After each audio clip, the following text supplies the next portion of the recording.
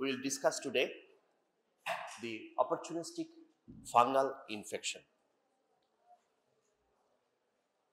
In recent times, fungal infection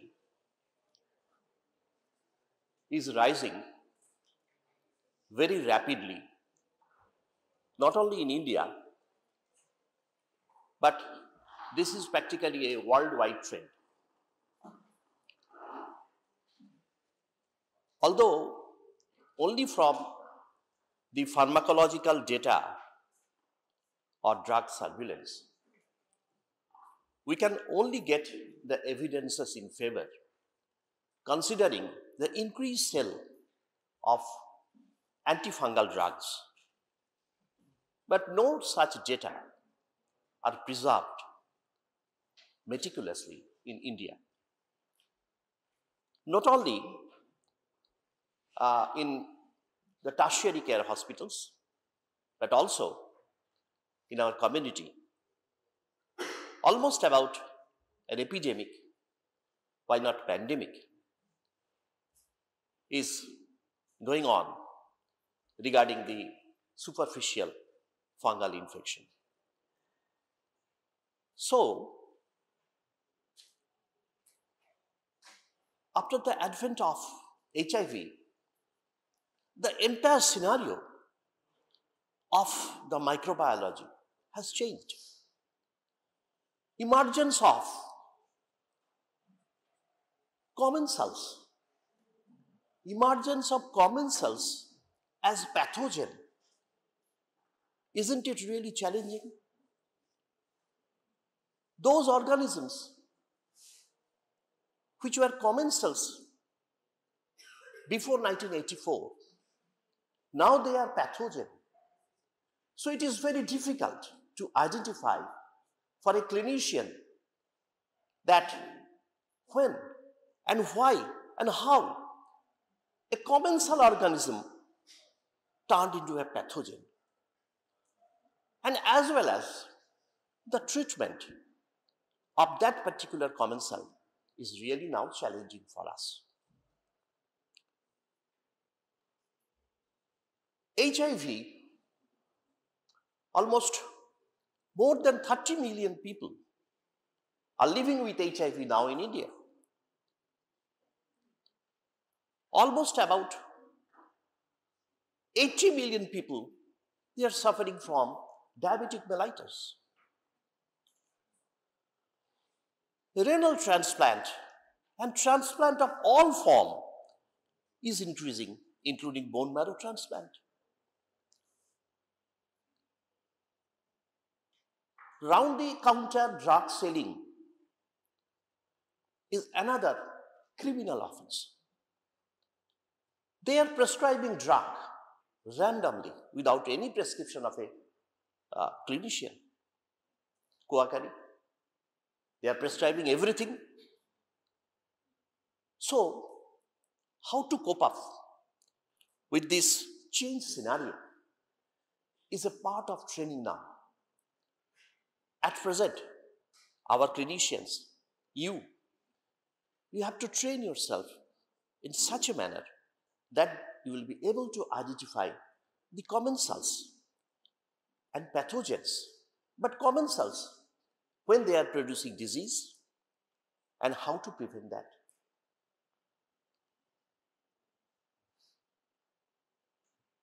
Opportunistic infections means the organisms are commensals, causing no damage initially, but getting the opportunity, like corticosteroid therapy, like transplant,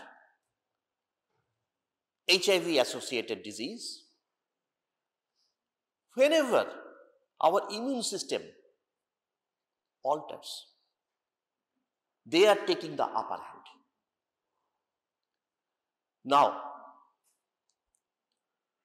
in our medical science, there are so many diseases there having overlapping signs and symptoms. You can remember COVID overlapping with influenza virus signs and symptoms. All those similar things, sneezing, coughing, viral fever, like signs and symptoms, but the patient is suffering from COVID. Now, how to differentiate? The clinical signs and symptoms are very fine to differentiate, and the treatment is totally different. If you miss that, the patient is going to suffer. So now, we'll discuss all those fungal diseases which are practically, clinicians are unaware that it is a fungal infection.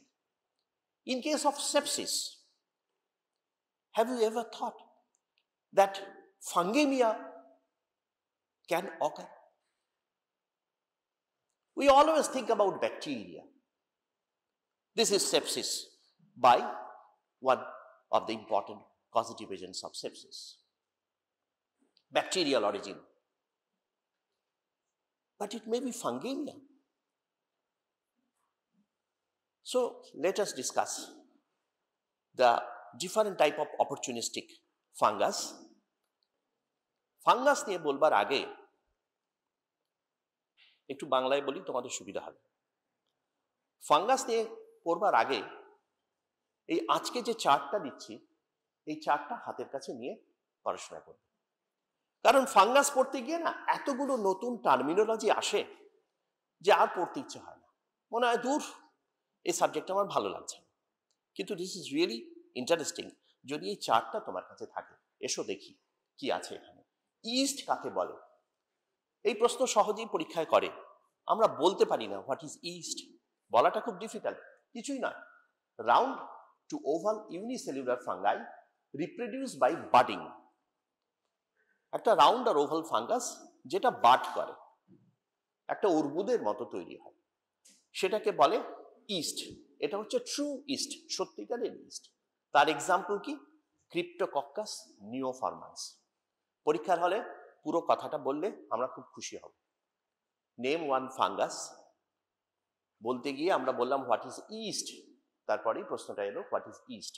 তাহলে sir এটা কিছুই না, এটা একটা round to oval unicellular fungi reproduce by budding. Example Cryptococcus নিওফরমান্স।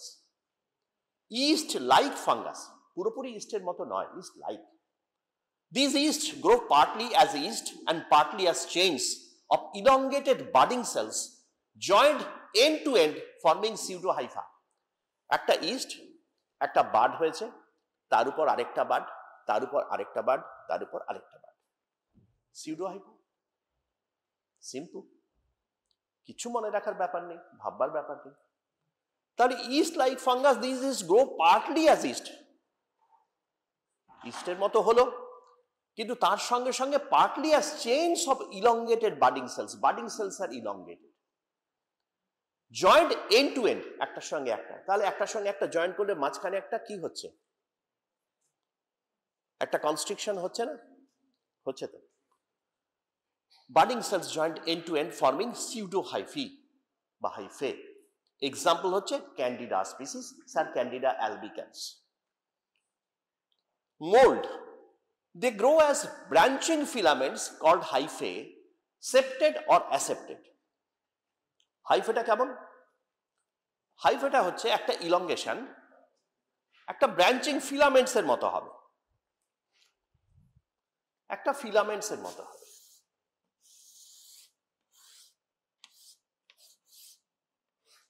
একটা filaments এর মতো হবে।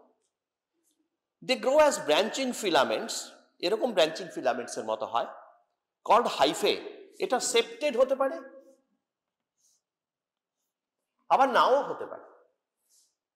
সেপ্টেড হতে পারে, নাও হতে পারে। এ মাস অফ হাইফে, অনেকগুলো হাইফে, অনেকগুলো হাইফে, মাস অফ হাইফে ইজ কল্ড মাইসিলিয়া। পড়তে গিয়ে আমরা পেয়েছি, যা বাবা এ আবার কি হলো? মাইসিলিয়া।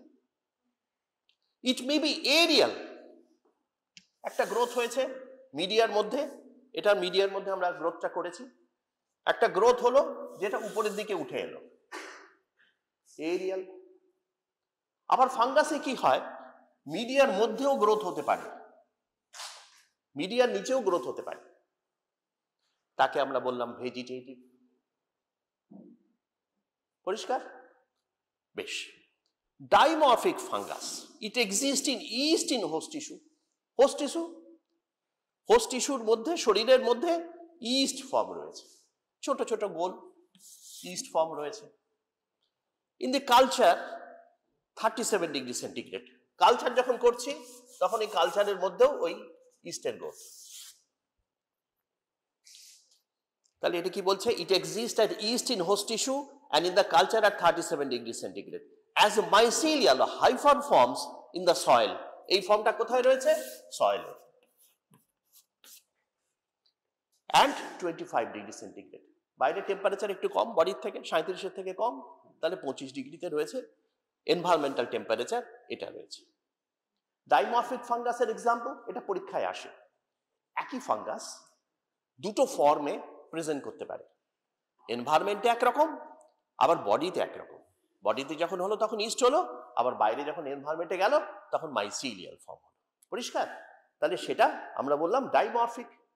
দুরকম মরফোলজি আছে, মরফোলজিক্যালি ডিফারেন্ট, অ্যান্টিজেন গুলো ডিফারেন্ট হয়ে যায়। যখন ইস্ট থাকে তখন একরকম অ্যান্টিজেন, আবার সেটাই যখন মাইসেলিয়াল ফর্মে গেল তার অ্যান্টিজেন আলাদা। তাহলে তুমি হোস্ট ডিফেন্সের কথা ভাবো। To evade the immune system, this is a bit easy for the organisms. It can change its morphological form and can evade the immune system easily. আমাদের ইমিউন সিস্টেমকে ধোকা দেওয়ার জন্য ডাইমরফিক ফাঙ্গাস মারাত্মক। তাই সেপসিস বা সিস্টেমিক ফাঙ্গাস বলতে যেগুলোকে আমরা বোঝাই, হিস্টোপ্লাজমা, প্যারাকক্সিডিও আইরিস, এই সিস্টেমিক ফাঙ্গাসগুলো ধোকা দেওয়ায় ওস্তাদ। তাই ওরা সিস্টেমিক ফাঙ্গাস মানে ব্লাড স্ট্রিমের মধ্যে ঘুরে বেড়ায়, আর তাই ওরা সবাই ডাইমরফিক ফাঙ্গাই। পরিষ্কার? এসো তার পরের স্লাইডে যাই। কনিডিয়া কাকে বলে? পড়তে গিয়ে কেবল কনিডিয়া, হাইফা এসব নানা রকম, এই চারটা পাশে নিয়ে পড়বে, তাহলে পড়াটা সহজ হয়ে যাবে, পড়তে ভালো লাগবে। কনিডিয়া কি? asexual reproductive structure produced from the transformation of a vegetative yeast or hyphal cells or form a conidiogenous cells। কি হলো ব্যাপারটা? অনেক গোলমেলে মনে হচ্ছে, মোটেই গোলমেলে নয়, ব্যাপারটা খুব সহজ। একটা ইস্ট সেল বা একটা হাইফা থেকে যদি একটা কনিডিয়া হয়, একটা ইলংগেশন হলো এরিয়াল, তার মাথায় একটা ফ্রুটিং বডি তৈরি হলো, ফ্রুটিং বডি তৈরি হলো অ্যাসপারজিলাস। তাহলে এটা কি বললো? এই যে হলো কনিডিয়া, অ্যাসেক্সুয়াল রিপ্রোডাক্টিভ স্ট্রাকচার নিজে থেকেই তৈরি হয়েছে, একটা ফুড সেল থেকে, হাইফা থেকে তৈরি হয়েছে, produce from the transformation of A vegetative east থেকেই এটা এলো, অর হাইফাল সেলস থেকে হলো, ফর্ম এ কনিডিওজেনাস সেল, এটা কনিডিওজেনাস সেল হলো। ডার্মাটোফাইটসে তোমরা পড়েছ ম্যাক্রোকনিডিয়া, ম্যাক্রোকনিডিয়া, মাইক্রোকনিডিয়া। ডার্মাটোফাইটসে আছে ট্রাইকোফাইটন, এপিডার্মোফাইটন, তাই না? মাইক্রোস্পোরা, কোনটায় কি হয় জিজ্ঞেস করে পরীক্ষায়। তাহলে একটাই হচ্ছে ম্যাক্রোকনিডিয়া, বড় বড় কনিডিয়া হতে পারে, আবার ছোট কনিডিয়া হতে পারে, আবার কনিডিওজেনাস সেলস দেখো কত বড় হয়েছে। এটা তাহলে হলো কনিডিয়া, যেটা থেকে অ্যাসেক্সুয়াল রিপ্রোডাক্টিভ হয়। Chlamydospore, large thick walled conidia. Candida তার ইস্ট সেলের কিন্তু বেশ, ক্যান্ডিডা অ্যালবিকান্স কিন্তু বেশ ভালোই।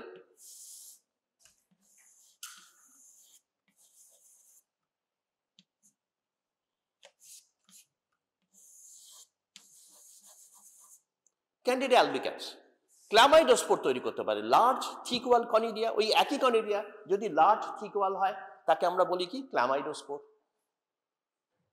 ক্যান্ডিডা পড়তে গিয়ে পাবে, তাহলে এটা ক্ল্যামাইডোস্পোর হলো। এটা পাশে থাকলে চট করে ওটা দেখে নিলে যে কি পড়ছি।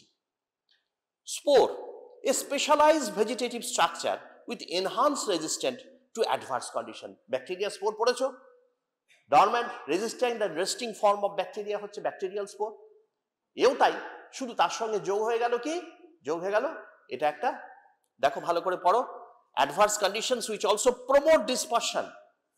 এর থেকে ডিসপার্সড হয়ে যাবে, ভেঙে যেতে পারে, ফেটে গেল।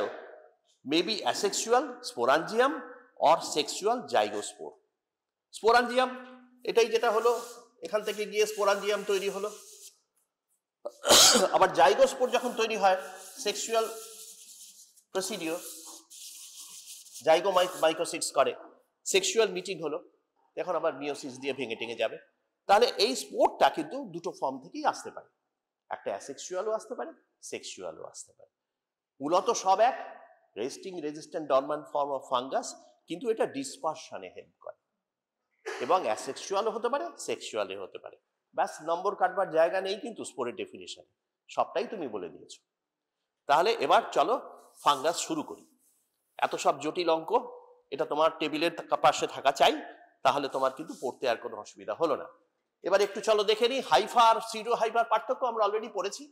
এপিক্যাল ইলংগেশন আর সিডো হাইফা তো বললাম বাড়ি, একটার থেকে আরেকটা হতে হতে এটা হবে। এবার তুমি দেখো টার্মিনাল সেলস, লাঙ্গার অ্যান্ড শেষ সেলটা যেটা, সেটার কথা বলেছে। এখানে একটা এক্সাম্পল দেখে নাও, অত সব না পড়ে এখানে দেখো ফিলামেন্টাস স্ট্রাকচার অফ ফাঙ্গাই, এই দেখো কেমন গেছে। এখানে কিন্তু কোনো কনস্ট্রিকশন নেই। ওই সিউডো হাইফাই দেখো এখানে কিন্তু কনস্ট্রিকশনস, একটা থেকে আরেকটা বাডিং হয়েছে, একটা থেকে আরেকটা হয়েছে, সিউডো হাইফা হয়েছে। এখানে দেখো নেই। এটা কিন্তু অ্যাসেপ্টেডও হতে পারে, আবার সেপ্টেডও, শূন্য পার্টিশনস আছে, ক্রস ওয়ালস আছে, সেটা কিন্তু সেপ্টামও থাকতে পারে। তাহলে সেপ্টেডও হাইফি হয় আর অ্যাসেপ্টেডও হয়, সব মিলিয়ে মাইসিলিয়াম হলো। আর কিছু বলার নেই। এবার চলো opportunistic mycosis ঢুকি। They are caused by the fungi. Those are normally found as human commensals or environmental contaminants, but can act as human pathogen in presence of opportunities like weakened immune system due to cancer, AIDS, transplant, immunosuppressive therapy and leukemia. ঠিক যেটা নিয়ে আমরা আলোচনা করছিলাম, এই সেই ফাঙ্গাসের গ্রুপে। এবার আমরা ঢুকি চলো। কি বলছে এবার ডিজিজ টাইপ দেখো। ডিজিজ কেমন হয় এটা বলতে গিয়ে খুব একটা সমস্যা। এখন এই ডিজিজ কেমন হবে সেটা ডিপেন্ড করে যে ফাঙ্গাসটা তার প্যাথোজেনিসিটি কেমন, এটা ডিপেন্ড করে যে ইমিউন কি করে ইভেট করলো, কতটা ইভেট করলো, কি ধরনের ফাঙ্গাস, এটা সিস্টেমিক ফাঙ্গাস না এটা সুপারফিশিয়াল ফাঙ্গাস, তার নেচারের উপর, কোথায় ইনফেক্ট করে, কোন জায়গায় করে সেটা। আর তার সঙ্গে সঙ্গে কি হলো যে এখানে বাই দ্য আন্ডারলাইং প্রেডিসপোজিং কন্ডিশনস খুব ইম্পর্টেন্ট। এ পেশেন্ট ডায়াবেটিসে ভুগছে, মধুমেহ রোগে ভুগছে, তার এক ধরনের প্রেজেন্টেশন। এই পেশেন্ট ইমিউনোসাপ্রেসিভ থেরাপি পায়, এই পেশেন্ট ক্যান্সার, ট্রান্সপ্লান্ট পেশেন্টস। প্রত্যেকের ক্ষেত্রে ইমিউন সিস্টেমটা যেহেতু ডিফারেন্ট, ফাঙ্গাসটা যেহেতু আলাদা আলাদা, সেই ফাঙ্গাসগুলোর জন্য প্রেজেন্টেশন, ক্লিনিক্যাল প্রেজেন্টেশন আলাদা আলাদা হবে। কিন্তু আমরা একটা গ্রুপে পড়বো, তাহলে সবার জন্যই একটা হবে। এখন তোমাদের তো ক্যান্ডিডা বা অ্যাসপারজিলাস আলাদা করে হয়নি, তাই আমি বলতে গিয়ে খুব সতর্ক, খুব অল্প দু চারটে কথা লিখেছি, বলেছি যে কথাগুলো ইনভেসিভ, মানে শরীরের মধ্যে ইনভেশন হলো, সেখান থেকে কি ডিজিজ হলো সেটা নিয়ে খুব সতর্কভাবে দু চারটে কথা বলেছি, কারণ যখন সবটা পড়া হবে তখন এটা তোমাদের কাছে খুব সহজ মনে হবে। তাহলে কি বলছে, in patients with AIDS the susceptibility and incidence of opportunistic mycosis are inversely correlated with CD4 lymphocyte count.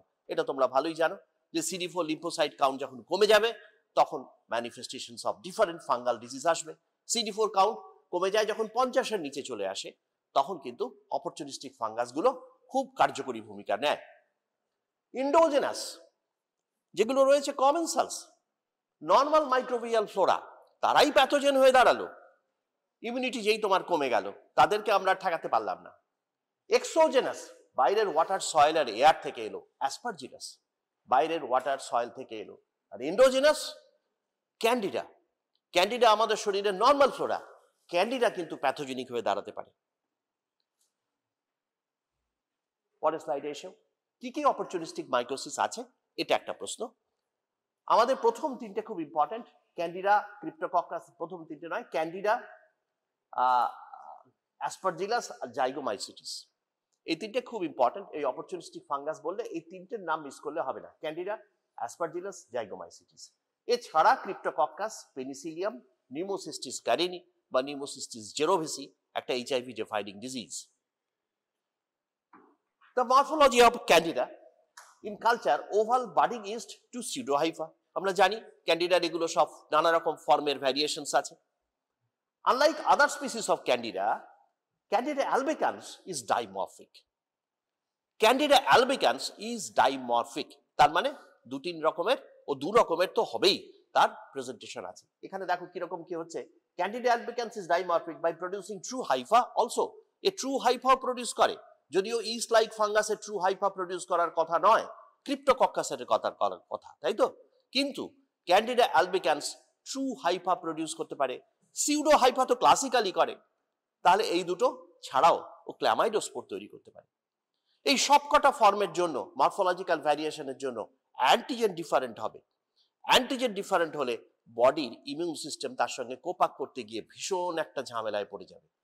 তাই ক্যান্ডিডার কিন্তু খুব সহজেই প্রথম নাম আমরা উচ্চারণ করি, ক্যান্ডিডার থেকে কম কিছু হয় না আমাদের। হ্যাঁ, এসো তারপর আমরা পড়ি। যদি আমরা এসডিএ মিডিয়ায় লাগাই তাহলে ডিফারেন্ট ক্যান্ডিডা বিভিন্ন রকম আকার নেয়, বিভিন্ন রকমের কালার আসে, বিভিন্ন রকমের গ্রোথ আসে। তোমাদের জন্য খুব সহজ করে মনে রেখো যেগুলো কিন্তু একটা, আমি আসবো, ক্রিমি হোয়াইট ক্রিমি একটা পেস্টি টাইপের গ্রোথ আসে। Pseudohyphal submerge growth below the agar surface, আমি দেখিয়েছি সিউডোহাইফা সাবমার্জ থাকে, নিচের ভেজিটেটিভ নিচের দিক দিয়ে যায়, এরিয়াল নয়, ওটা নিচে যায়। By two common morphological tests distinguish Candida albicans with non-albicans. এবার প্রশ্ন হচ্ছে যে কেন আমাদের এই ডিফারেন্সিয়েশন, Candida albicans কে আমরা কেন নন অ্যালবিকান্স থেকে আলাদা করতে চাই? তার প্রধান কারণ যে Candida albicans আর নন অ্যালবিকান্স এর মধ্যে ফারাক হচ্ছে ট্রিটমেন্টের। যখনই আমরা নন অ্যালবিকান্স গ্রুপে যাব, Candida tropicalis ভীষণ রকমের একটা ড্রাগ রেজিস্ট্যান্সি নিয়ে আসে। শুধু ট্রপিক্যালিসই নয়, এছাড়াও আরো নতুন নতুন ক্যান্ডিডা এসছে যারা কিন্তু সাংঘাতিক ড্রাগ রেজিস্ট্যান্সি দেখাতে পারে। ফলে আমাদের ট্রিটমেন্টটা কিন্তু সম্পূর্ণ অন্য লাইনে চলে যাবে যদি আমরা অ্যালবিকান্সের থেকে নন অ্যালবিকান্স গ্রুপটা সেপারেট করতে না পারি। নন অ্যালবিকান্স গ্রুপের মধ্যে ট্রপিক্যালিস আছে, নন অ্যালবিকান্স গ্রুপের মধ্যে ক্রুজি আছে, নন অ্যালবিকান্সের মধ্যে গুলেরমন্ডি আছে, গ্ল্যাব্রেডা আছে, এরা প্যারাসিলোপসিস আছে, এরা সব নানা রকমের ভ্যারাইটি অফ ফাঙ্গাস ক্যান্ডিডা গ্রুপের মধ্যে পড়ে, যারা কিন্তু সাংঘাতিকভাবে ড্রাগ রেজিস্ট্যান্সি শো। কি করে আমরা ডিফারেন্সিয়েট করতে পারবো? জার্ম টিউব টেস্ট বলে একটা সহজ টেস্ট আছে, আমরা আমাদের ল্যাবরেটরিতেও করি। কিছু না একটা সেরামের মধ্যে দু চারটে ফাঙ্গাল কলোনি গুলে দিই, তাতে আমরা খুব সুন্দর হাইফা দেখতে পাবো। একটা জার্ম টিউবের মতো এরকম একটা লম্বা টিউব হয়েছে, একটা ইলংগেশন হয়েছে, হ্যাঁ, সেটা দেখতে পাবো। তাহলে সেটা পজিটিভ হয়ে গেল। আর ক্লামাইডোস্পোর তো আমি একে দেখিয়েছি, ক্লামাইডোস্পোর কিরকম হয়, হাইপার পাশে এরকম একটা থিক ওয়ার্ল্ড স্পোর হবে, সেটা ক্লামাইডোস্পোর হবে। তাহলে এই দুটো যদি আমরা পাই তাহলে কিন্তু আমরা বলে দেবো এটা অ্যালবিকান্স, এটা অ্যালবিকান্স। তাহলে ক্লিনিশিয়ান বুঝবে যে এটা অর্ডিনারি ড্রাগে সাসেপ্টেবল, আমার কোনো ঝামেলা নেই।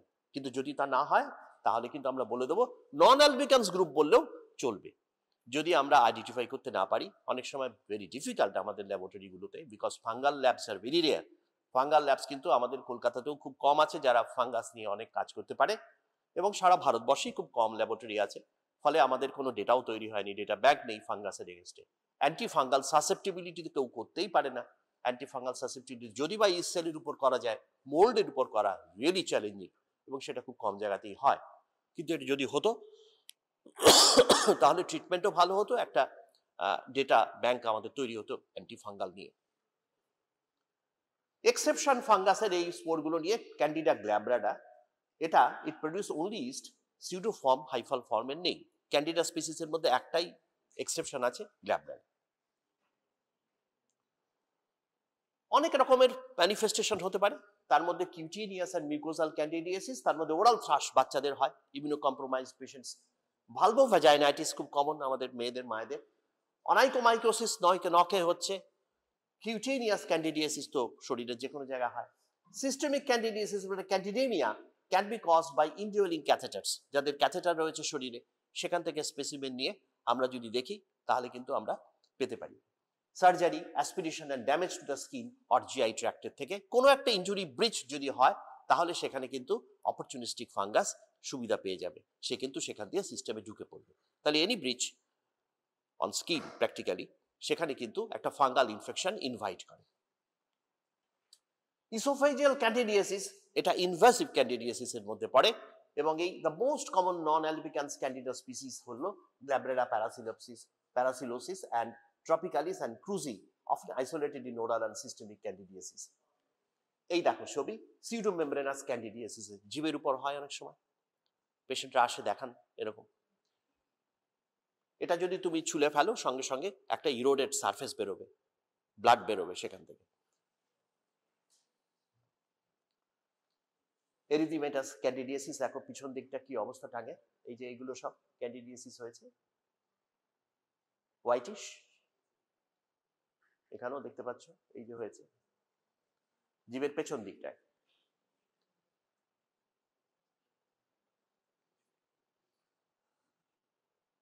অ্যাঙ্গুলার ক্যালাইটিস মুখের দুপাশে হয়েছে, অনেকের থাকে এখানে কাটা, এটাও ক্যান্ডিডা ইনফেকশন। অনাইকোমাইকোসিস নখে হয়েছে, নখের কি অবস্থা, laboratory diagnosis. Specimen scrapings, neck nail থেকে হলে স্ক্রেপ নেবো আমরা। ব্লাড বানান ভুল হয়েছে। CSF tissue biopsy, urine, exudate, material from IV catheter, swabs, এগুলো ম্যাটেরিয়াল হিসাবে আমরা নিলাম। মানে যেখানে যেখানে লিশন হয়, সারা শরীরে লিশন হতে পারে, সবকিছুই লাগে। মাইক্রোস্কোপিক এক্সামিনেশনে গ্রাম স্টেন, এইচপি এক্সামিনেশন মানে histopathological examination, slides for pseudohyphae and budding cells in 10% potassium hydroxide solution, calcofluorovitate immunofluorescent stain, এটা আমরা ইউজ করতে পারি। তোমরা এই 10% পটাশিয়াম হাইড্রোক্সাইড কেন ইউজ করা হয়, তার কারণ কি, কেন 10% এবং এটার কি রোল, সেটা কিন্তু পরীক্ষায় আসে। 10% এটা ক্লিয়ারিং এজেন্ট হিসেবে কাজ হয়, তাই না? কালচার সেভারড, ডেক্সট্রোজ, আগার মিডিয়ায় কি কি থাকে জিজ্ঞেস করে। at 37 ডিগ্রি সেন্টিগ্রেডে কলোনি এক্সামিনেশন করলে আমরা ইস্ট আর pseudohypha পাবো। জার্ম টিউব এন্ড ক্লামাইডোস্পোর টেস্ট করে কনফার্ম করতে পারবো। এটা সহজেই লিখতে পারবে এখন মনে হয়। আসল ক্লু পয়েন্ট হচ্ছে তোমার এই 37 ডিগ্রিতে কলোনিটা হবে ক্রিমি কলোনি, আর তার সঙ্গে সঙ্গে pseudohypha পাবে, আর জার্ম টিউব আর ক্লামাইডোস্পোর যদি লিখতে পারো কনফার্মেশনে খুব ভালো। এটা কিন্তু যে কোনো ক্যান্ডিডার ক্ষেত্রেই তোমরা কাজে লাগাতে পারো। ইন্টারপ্রিটেশনস, এটা কিন্তু রিয়েলি চ্যালেঞ্জিং। এই জায়গাটা ক্লিনিশিয়ানদের জানতে হবে, এটা তোমাদের খুব বেশি জানতে হতো তা নয়, কিন্তু আমি নিয়ে এসেছি তোমরা আগামী দিনের সম্ভাবনাময় চিকিৎসক, তাই এনেছি পজিটিভ কালচার। নর্মালি যদি কোনো স্টেরাইল সাইট থেকে পাও, ব্লাড কালচার থেকে পেলে, সেটা কিন্তু তোমার ক্যান্ডিডা না বলে তুমি উড়িয়ে দিতে পারো না, কন্টামিনেশন বলে ওড়াতে পারো না, সেটা তোমাকে মনে রাখতে হবে। East census and integrity of this specimen is important for quantitative urine culture. Urine culture করতে গেছো, সেখানে তুমি দেখলে যে তুমি ইস্ট সেলস পেয়েছো প্রচুর। শুরুতেই তুমি যখন মাইক্রোস্কোপি করছো, পার্সেল দেখছো, তখন তুমি প্রচুর ইস্ট সেল পেয়েছো। এখন তোমার একটা মাথায় রাখতে হবে যে নর্মালি এটা এই ইউরিন স্যাম্পলের মধ্যেই কিন্তু ইস্ট ছিল। যদি ইউরিন স্যাম্পল তুমি দীর্ঘক্ষণ রেখে দাও অনেকক্ষণ বাইরে, তাহলে কিন্তু ইস্ট গ্রো করতে পারে। তাহলে তোমার একটা কোয়ারি থাকবে যে স্যাম্পলটা কখন পাঠিয়েছেন আপনি ল্যাবে, এ তো প্রচুর ইস্ট সেলস আছে, পুরনো স্যাম্পল। আর যদি খুব ফ্রেশলি ভয়েডেড হয়, সেক্ষেত্রে যদি তুমি ইস্ট পাও, তাহলে ইস্ট সেন্সাসে তুমি বললে যে প্রথমেই ইস্ট ছিল, ফ্রেশ ইউরিনে ছিল, কালচারও গ্রোথ আসছে, দিস ইজ কনফার্মড। তাহলে এই কনফার্মেশনের জায়গাটা খুব ইম্পর্টেন্ট। লিখতে হলে ভীষণ ভালো নম্বর পাওয়া যায় এটাকে টাচ করতে পারলে, যে তুমি ইউরিন মাইক্রোস্কোপিক্যাল এক্সামিনেশন করে ইস্ট সেন্সাস করেছো, ইস্টের কাউন্ট করেছো, দেখেছো সেখানে ফ্রেশলি ভয়েডেড ইউরিন স্যাম্পলস বা ক্যাথেটার স্পেসিমেন ফ্রেশলি কালেক্টেড, তাতে ইস্ট সেল পেয়েছো, অ্যান্ড সাইমালটেনিয়াসলি তোমার কালচারেও পজিটিভ রেজাল্ট এসছে। This is confirmatory, confirmatory, confirmatory, এ নিয়ে আর কোনো কথা হবে না। কন্টামিনেটেড ফোলিস ক্যাথেটার, এবারই প্রশ্ন এলো। সিস্টার কন্টামিনেট করে ফেলেছে, কিভাবে টেনেছে, যেখান থেকে টানার নিয়ম ক্যাথেটার বন্ধ করে তোমরা জানো, সেখানে অ্যাসপিরেশনের নিয়ম, সেভাবে থেকে টানতে পারেন। তা যদি না হয়ে থাকে, তুমি সেখানেই ক্যাথেটার যখনই পেলে তুমি কোয়ারি করো যে এই ক্যাথেটার স্যাম্পলটা কিভাবে টানা হয়েছে। সেটা যদি প্রসিডিওর মেনে কালেকশন করা হয়ে থাকে, তুমি যদি পাও, তাহলে নো হার্ম, তুমি পজিটিভ রেজাল্ট দিতে পারো। Positive blood culture reflect systemic candidiasis or transient candidaemia due to contaminated IV line. সেখানে সিস্টেমিক ফাঙ্গাস এসছে, প্রচুর এসছে, তাহলে তুমি ভাবতেই পারো যে ওটা কিন্তু ক্যান্ডিডিমিয়া হয়েছে। Sputum culture positive has no value.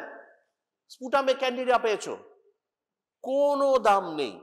Normally থাকে তো, নর্মালি মুখেতে প্রচুর ক্যান্ডিডা ইস্ট সেলস থাকে, তুমি ওখানে পেয়েছো, ওই রিপোর্টের কোনো ভ্যালু নেই। কোনো ল্যাবরেটরি যদি ওই রিপোর্ট প্রোভাইড করে, তার কোনো ভ্যালু নেই। Culture from skin positive, skin থেকে নিয়েছো, পজিটিভ পেলে, ইয়েস, কনফার্মেটরি। তাহলে এই কনফার্মেশনের জায়গাগুলো খুব ইম্পর্টেন্ট। স্টেরাইল সাইট, স্কিন সবসময় ইনফরমেটিভ। ব্লাড কালচারে সাবধান, দেখে নিও যে কন্টামিনেশন হয়নি টানবার সময়। ইউরিন ক্যাথেটারে census, initial yeast cell population is important. এইটুকুই ইনফরমেটিভ, সারা জীবন কাজে লাগবে, এটা মনে রেখো। এটা তো তোমরা জানো, এই সেই ইস্ট সেলের হাইফার, সিউডো হাইফার গল্প। ইসোফেজিয়াল ওরাল ইসোফেগাল ক্যান্ডিডিয়াসিস, এখানে ফ্লুকোনাজল খুব ভালো কাজ করে। ফ্লুকোনাজল ফাঙ্গিস্টেটিক হিসেবে কাজ করে, 80% কেসে কাজ হয়। ইনকেস যদি না হয় তাহলে ইট্রাকোনাজল অথবা পসাকোনাজল আজকাল ইউজ করা হয়। যদিও পসাকোনাজল রেস্ট্রিক্টেড ড্রাগ, আমরা শুধুমাত্র কোভিডের সময় ব্ল্যাক ফাঙ্গাসকে আটকাবার জন্য এটা ব্যবহার করতাম। আর অ্যাসপারজিলোসিস রেজিস্ট্যান্ট ইনভেসিভ অ্যাসপারজিলোসিসে আমরা আসবো, সেখানে কিন্তু এটা ইউজ করা হয়। ক্রিপ্টোকক্কোসিসের দুটো ফর্ম আছে, নিওফরমান্স আর গাটি। ব্যাসিডিওমাইসিটোমাস, নিওফরমান্স হচ্ছে worldwide in nature and is isolated readily from dry pigeon faeces. আমরা কুলিক বলে মুর্শিদাবাদে একটা জায়গা আছে, সেখান থেকে আমারই একটি ছাত্র পিজিটি, সে বলল যে আমি ক্রিপ্টোকক্কাস নিয়ে কাজ করতে চাই। আমি বললাম খুব সাবধান, বায়োসেফটি ক্যাবিনেটগুলো সব চেক করো, সেগুলো যদি ফাংশনাল থাকে তাহলে কুলিকে চলে যাও। কুলিকে গিয়ে ওই বার্ড ড্রপিংস থেকে তুমি কালেক্ট করো ম্যাটেরিয়াল। এবং ও প্রায় 100টা কালেক্ট করে 4টে পজিটিভ পেয়েছিল নর্থ বেঙ্গল মেডিকেল কলেজটা। তো এইটে খুব ভালো কাজ একটা হয়েছিল আমাদের। তা নিওফরমান্স গুলো কিন্তু এই বার্ড ড্রপিংসে পাওয়া যায়। আবার গ্যাটি আমরা একটা কেস পেয়েছিলাম সে সময়, ওই পাহাড়ে পাইন গাছ, ফার গাছে ওখানে দেখতে খুব সুন্দর লাগে। তুমি লাভালোরেগাঁও বেড়াতে গেছো, পাইন গাছের ওখানে তুমি হাত দিয়ে ছবি তুলেছো, দারুণ ছবি উঠেছে তোমার, সবাই বলেছে দারুণ ছবি উঠেছে তোমার, ফাটাফাটি। কিন্তু কথা হলো কি, সেই সময় তুমি ইমিউনো কম্প্রোমাইজ ছিলে, হয়তো তুমি হয়তো সে সময় রেসপিরেটরি ট্র্যাক্ট ইনফেকশনের জন্য কিছু একটা ওষুধ খাচ্ছিলে, তাতে হয়তো স্টিরয়েড ছিল, অথবা কোনো কারণে তুমি ইমিউনো সাপ্রেসিভ থেরাপিতে আছো বা তোমার ইমিউনো সাপ্রেশন হয়েছে। সেই সময় ওই পাইন গাছ থেকে ওই গ্যাটি কিন্তু তোমাকে ইনফেক্ট করতে পারে। তাহলে সেটা একটা কিন্তু চ্যালেঞ্জিং, খুব সাবধান। ওখানে গিয়েই পাহাড়ে চট করে পাইন দেখে, অত সুন্দর সুন্দর গাছ দেখে অভিভূত হও না, ভেবে দেখো সে সময় তুমি কোনো আন্ডারলাইং ডিজিজ তোমার আছে কিনা। Route of infection, inhalation of desiccated yeast. Neurotrophic cyst হচ্ছে বেনিগনো এনকেফালাইটিস করতে পারে, ক্রিপ্টোকক্কাস হচ্ছে নিউরোট্রফিক, ওর নার্ভের উপর একটা অ্যাফিনিটি আছে। মরফোলজি কালচার যদি করো তাহলে এসডিএ তে হোয়াইটিশ মিউকয়েড কলোনি দেখা যাবে। বার্ড সিড আগার বলে একটা আগার আছে, সেই আগারে ডার্ক ব্রাউন কলোনি দেখা যায়। Spherical budding is cells with surrounding thick non staining capsule. India ink negative stain, এটা নেগেটিভ স্টেন বলে।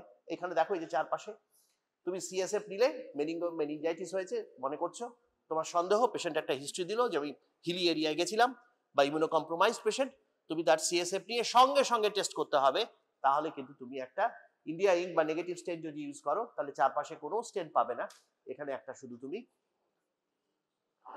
ইস্ট সেলটাকে পাবে।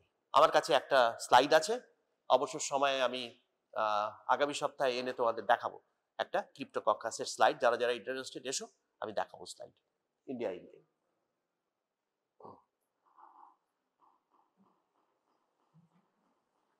ক্রনিক মেনিনজাইটিস হয়, অল দ্য ফিচার্স।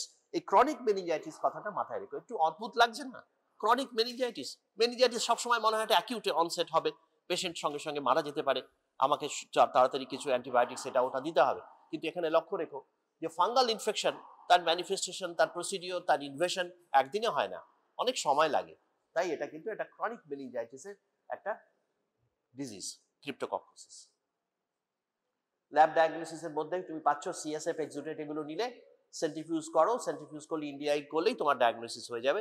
ক্রিপ্টোকক্কাসের এখানেই যথেষ্ট ল্যাব ডায়াগনোসিসের জন্য, আর বিশেষ কিছু করবার দরকার হয় না। এই বার্ডসিড আগারে ব্রাউন কলোনি আসে।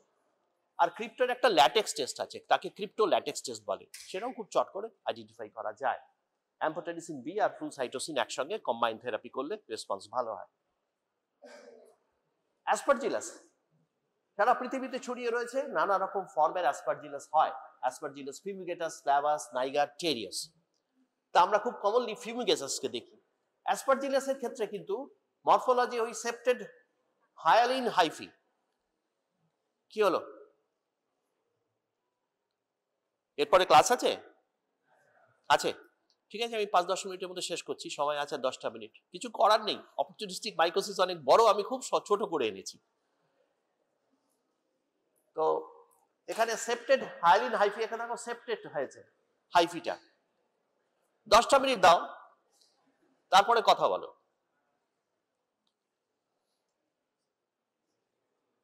সেপ্টেড হায়ালিন হাইফি, তারপরে দেখো কনিডিওজেনাস সেল উঠেছে।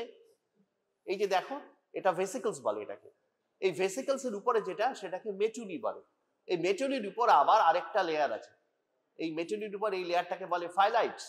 এই ফাইলাইটস এর উপরে আবার কনিডিওজেনাস সেল তৈরি হয়, কনিডিয়া তৈরি হয়। ভারী সুন্দর দেখতে, কিন্তু ভয়ঙ্কর। অ্যাজমার একটা মোস্ট ইম্পর্টেন্ট কজ হচ্ছে অ্যাসপারজিলাস। তাহলে অ্যাসপারজিলাসের এই মরফোলজিটা কিন্তু একে একে প্র্যাকটিস করতে হবে। ছবি ছাড়া নম্বর হয় না। মাইক্রোবায়োলজিতে ছবি ছাড়া কখনো নম্বর পাওয়া যায় না। যে কোনো প্রশ্নের অ্যান্সারে এটা মাথায় রেখো। ভালো করে ছবি আঁকা প্র্যাকটিস করো। ছবি আঁকলেই সেই কোশ্চেনে তুমি 3টে নম্বর পেয়ে গেলে। যে কোনো কোশ্চেনে আমরা ডায়াগ্রাম লিখি না লিখি, তার যদি ছবি না আঁকো, নম্বর নেই। মরফোলজি, সেপ্টেড হায়ালিন হাইফি, কনিডিওফোর, এটাকে কনিডিওফোর বলে। টার্মিনাল ভেসিকলস, এটাকে বলে টার্মিনাল ভেসিকলস। মেটুলি হচ্ছে এটা, মেটুলি। ফাইলাইটস হচ্ছে তার উপরের যে সেলটা, এটা ফাইলাইটস। আর তার উপরে কনিডিয়া, এই যে কনিডিয়া। এই কনিডিয়ার আইডেন্টিফিকেশন করে আমরা কনিডিয়ার উপর এক একটা স্পিসিসকে আইডেন্টিফাই করি। এটা হচ্ছে ফিউমসের মতো। ফিউমস যেমন এক জায়গায় কনভার্জ করে, তাই যদি ফিউমসের মতো কনিডিয়া হয়, তাকে ফিউমিগেটাস বলে। ফ্ল্যাবাস, ফ্ল্যাবাসটা দেখো, এই ফ্ল্যাবাসে এখানে কিন্তু শুধুমাত্র ফিউমিগেটাসে শুধু আপার পার্টটা ইনভলভ কনিডিয়েশনের জন্য। ফ্ল্যাবাসে দেখো ম্যাক্সিমাম পার্ট অফ দি ভেসিকলটা ইনভলভ হয়েছে এখানে। আর এগুলো কিন্তু বাইসেরিয়েট, দুটো লেয়ার। এখানে দেখো একটা লেয়ার, এখানে দেখো দুটো লেয়ার, এটাকে বাইসেরিয়েট বলে। অ্যাসপারজিলাস নাইগার, নাইগার মানে কালো, এটা ভীষণ কালো রঙের দেখতে হয়। আমাদের ল্যাবে সবই আছে, স্পেসিমেন দেখতে পারো। হাইফিগুলো সেপ্টেড হবে, কনিডিওফোর লম্বা উঠেছে, তারপর ভেসিকলসে গিয়ে শেষ হয়েছে। ভেসিকলসের পরে ওই মেটুলি, তারপরে আবার সেই ফাইলাইটস, তার উপর কনিডিওজেনাস সেলস গুলো দেখো এন্টায়ারলি কভার করেছে। এখানে খানিকটা বাকি ছিল ভেসিকলসে, এখানে ভেসিকলসটা পুরোটাই কভার করেছে, আর পুরো ব্ল্যাক কালার, পুরো কালো। তাহলে এই তিনটের মধ্যে এটা আপার পার্ট, আপার 1/3 ইনভলভ, এটা 2/3 এর বেশি ইনভলভ, আর এটা এন্টায়ার ভেসিকলটা ইনভলভ।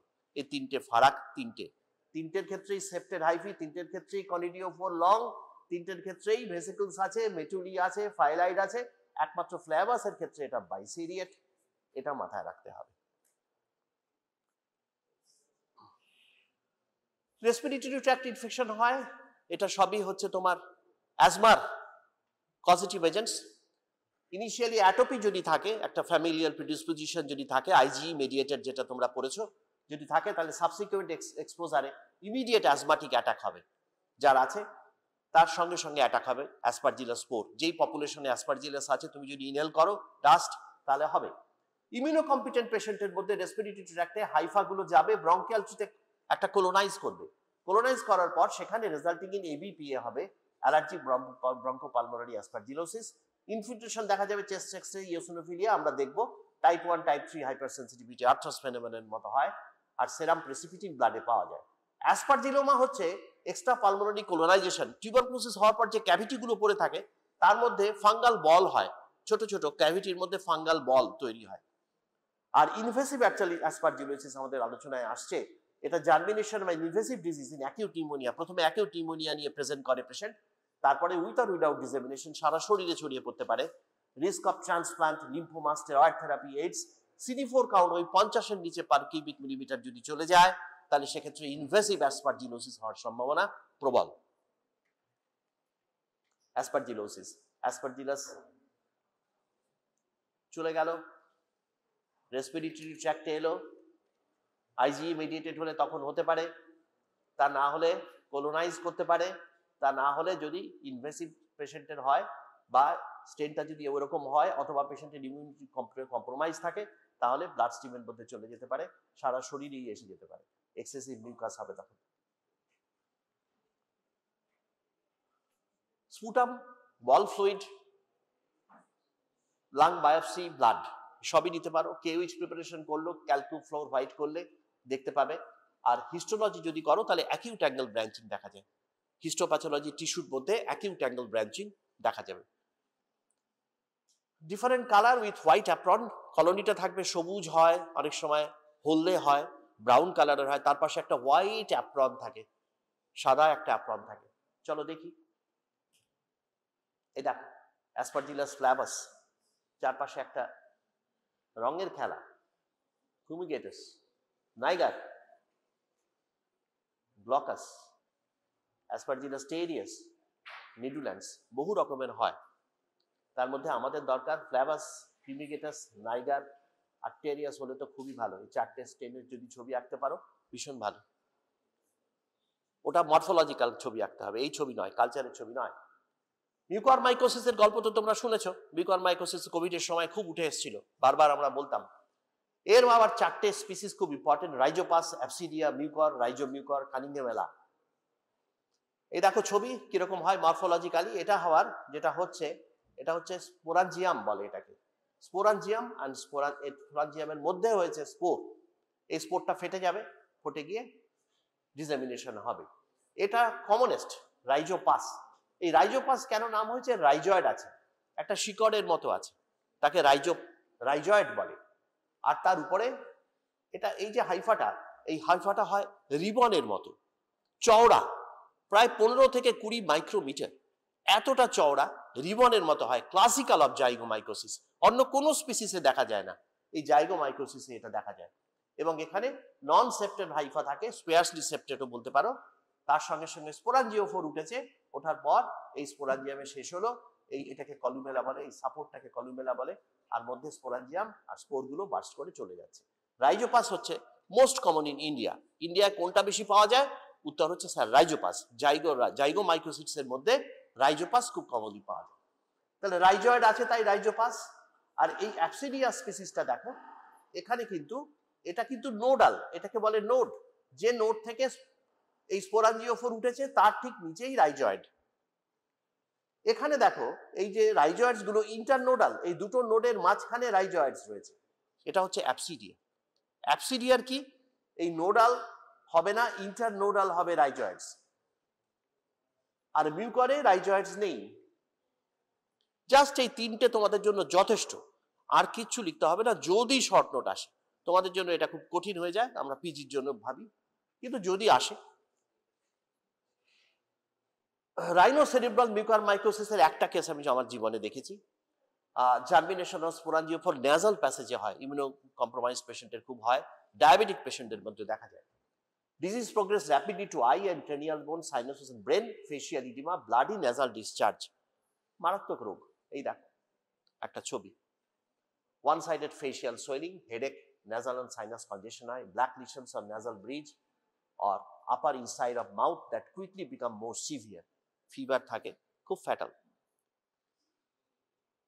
ল্যাব ডায়াগনোসিস, এই একটা ফাঙ্গাস, যে ফাঙ্গাস কালচারের সময় যে লিডটা থাকে উপরে পেট্রি প্লেটের, ওই লিডটাকে উপরে উঠিয়ে ফেলে, এত শক্তিশালী ফাঙ্গাস। লিফটার বলি আমরা, লিফটাকে উপরে উঠিয়ে ফেলে। তো culture of nasal discharge tissue sputum will reveal broad hyphae 10 to 15 millimeter, এই যে আমি বললাম হাইফির কথা, উইথ আনইভেন থিকনেস, উইদাউট সেপ্টা, কোনো সেপ্টা থাকে না এখানে, ব্রড রিবনের মতো, এখানে এটাই স্পেশালিটি। প্রফিউজ গ্রোথ হয়। আইডেন্টিফিকেশন মরফোলজিক্যাল এক্সামিনেশন করে আমি যেগুলো বললাম, রাইজোপাস কেমন, মিউকর কেমন, সেগুলো কিন্তু জানলে। নিউমোসিস্টিস জেরোভিসি একটা ইনফেকশন, এটা কিন্তু HIV ডিফাইনিং ডিজিজ বলে। এটা নর্থ ইস্টে খুব বেশি পাওয়া যায়, মণিপুরে খুব আছে। ইন্টারস্টিশিয়াল নিউমোনিয়া হয়। শুধু ছবিটা দেখো, শুধু HIV defining disease pneumocystis Carini, দুটো ফর্মে আছে। এটা আমরা আগে প্রোটোজোয়া বলে ভাবতাম। এটা গোড়াতে P. zerovicii causes pneumonia in immunocompromised patients, P. zerovicii in human, in P. carinii in cat. It was thought to be a protozoa, but molecular study approved that it is a fungus, Ascomycetes group, found in lung of animals in rat, cat, and dog. Disease is produced only in immunocompromised patients. Before AIDS, confined as interstitial pneumonia. Life cycle দুটো ফর্মে আছে। এই দেখো interstitial নিউমোনিয়ার ছবি, ইন্টারস্টিশিয়ামে কেমন cystic spaces হয়েছে, ছোট ছোট ছোট ছোট। এটা প্রায়শই দেখে মনে হবে সিস্টিক ফাইব্রোসিস। ক্লিনিশিয়ান এটা ভুল করেন, সিস্টিক ফাইব্রোসিস বলে মনে হয়, কিন্তু আমরা যদি সিস্টিক ফাইব্রোসিস পেশেন্টের একটা টেস্ট করি তাহলে কিন্তু ধরতে পারি নিউমোসিস্টিস ক্যারিনি আছে কিনা। ট্রিটমেন্ট হচ্ছে কোট্রাইমক্সোজল, অন্য কোনো ওষুধে কাজ হবে না। কোট্রাইমক্সোজল যদি তুমি দাও, কোট্রিম বা সেপ্ট্রান, তাহলে ওই পেশেন্ট ভালো হয়ে যায়। জিএম সাস্টেনে ধরা যায়, এই যে। আর ইমিউনোফ্লুওরেসেন্স স্টেনিং এ খুব ক্লাসিক্যাল ডায়াগনোসিস হয় আইএফএ তে, মনোক্লোনাল অ্যান্টিবডি দিয়ে করলে খুব সুন্দর আসে। এই যে P0VC মেথিনামিন, সিলভার মেথিনামিন স্টেন করেছে। পেনিসিলিয়াম আরেকটা অর্গানিজম, তার থেকেও এটা মণিপুরেও খুব পাওয়া যায়, সয়েলে থাকে। পেনিসিলিয়াম মানেফি একটা এইচআইভি ডিফাইনিং ডিজিজ। এটা অদ্ভুত, লাল একটা পিগমেন্ট, ডিফিউজেবল পিগমেন্ট ছাড়ে। আরেকটা ডিফিউজেবল পিগমেন্ট ছাড়ে ব্যাকটেরিয়া, তার নাম বলতে পারো? কোন ব্যাকটেরিয়া ডিফিউজেবল পিগমেন্ট ছাড়ে মিডিয়ায়?